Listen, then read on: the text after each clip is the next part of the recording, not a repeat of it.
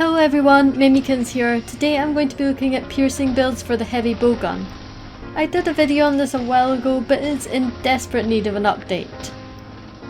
There are 3 guns which I think are great for piercing ammo. The Kjarr Assault Water, which drops from arch-tempered Culve Taroth. The Taroth Assault Support, which drops from both the AT and the regular Culve. And the legia Shattercryst, which is the best crafted weapon that doesn't rely on RNG. There are other weapons that use piercing shot to level 3, but these either have a low ammo count or high recoil and reload speeds, which make the weapon feel clunky to use. The guns I show you fire off ammo very fast. It would be beneficial to carry extra materials to quickly craft level 3 ammo to utilise the best DPS. Piercing builds are particularly good against Xeno and Basil, as well as monsters which have large bodies to give the ammo more hits. Smaller monsters like the Yaku will see a drop in damage and would benefit more from using another ammo type. Piercing ammo is naturally best played long range to have the best damage, which makes it one of the safer ammo types to use in multiplayer groups, as you will be out of range from many attacks, and with these 3 guns you'll be mobile enough to adjust positioning accordingly.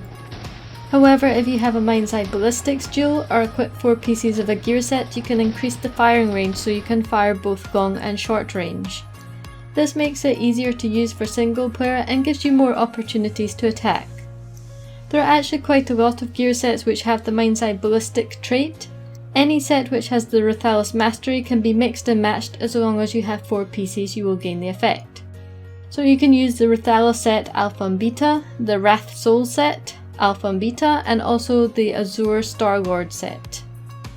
The other gear set you can use is for Lunastra's Favour bonus, which you can get from mixing and matching the Empress Alpha, Beta or Gamma armour.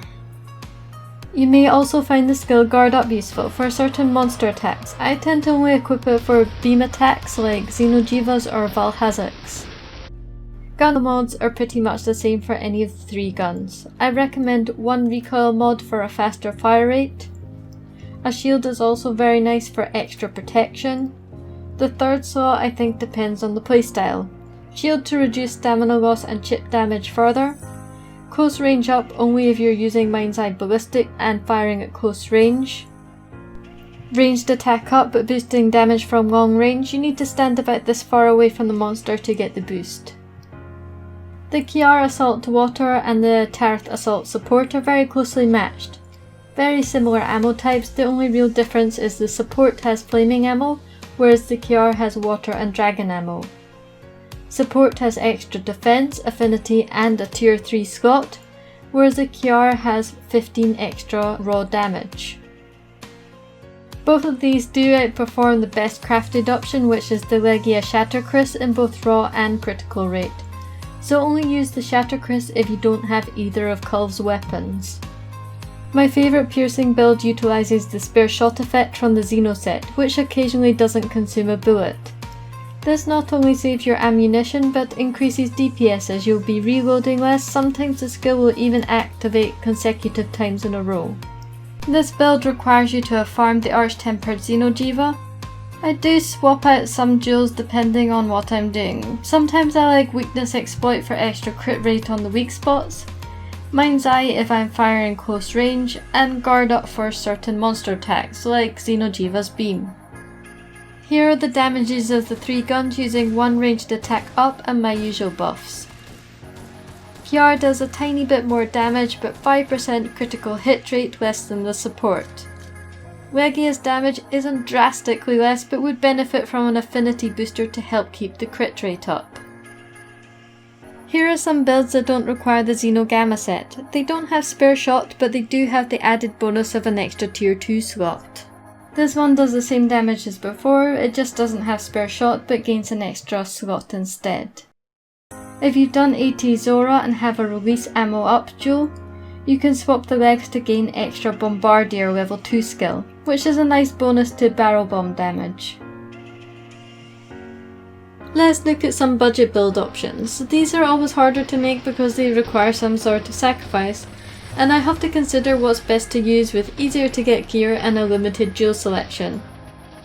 Some skills such as ammo up, a lot of new players won't have this duel, and for this to work you really need level 3, and that's a costly investment for limited armors. Another option is reducing critical eye, and replacing lost affinity with weakness exploit, which is a much cheaper dual investment and will make sure that the critical hit rate is high on the weak spots which take the most damage. I used my HBG in this way when I first began my Monster Hunter journey and lacked good duels with limited armors. This build here is using the Nergiganti set bonus for hasten recovery, which gives a small heal every 5 hits. This is nice for players who lack HBG weapon streamstones and allows recovery of chip damage without having to use potions. This build with the legia has 100% affinity on weak spots and isn't too duel heavy. If you have one of Culve's guns, you may wish to swap out a weakness exploit to something else. If you want a mind's eye ballistics in your build but don't have the duel, we can use some of the armor bonuses. The Ruthal's Mastery Route has more of the main DPS skills but lacks in the slot department. It's low end entry level gear. Lunastra's Empress gear comes with many slots and bonus skills like Tool Specialist. It's more flexible but does require more duels overall to build. Piercing builds are one of the friendliest options for new players and easy to play, especially in multiplayer. These guns don't lock your character down and can easily walk around to adjust positioning and avoid attacks. The shield is a good backup for when you know you will get hit. Just make sure you remember to face the direction of attack and not lock your character in an animation. Health Regen Augment helps recover any damage taken from blocking, so you don't have to sheath your weapon. Piercing ammo does do less damage per bullet than spread, but its strength lies in its ability to fire at range out of harm's way, and constantly. It's like a mini machine gun. The attack opportunities is huge. I don't have to chase a monster as much, I can hit it while it's in the air. It's easier to read the monster's body language since I have a full view of it, and I'm not being interrupted by other players' attacks as I can stand in my own spot. As a new player, you will need to experiment aiming at different locations on monsters to maximise damage and hit weak spots. Adding crafting to the radial menu for fast, easy crafting of level 3 ammo is important, as it gets consumed fast.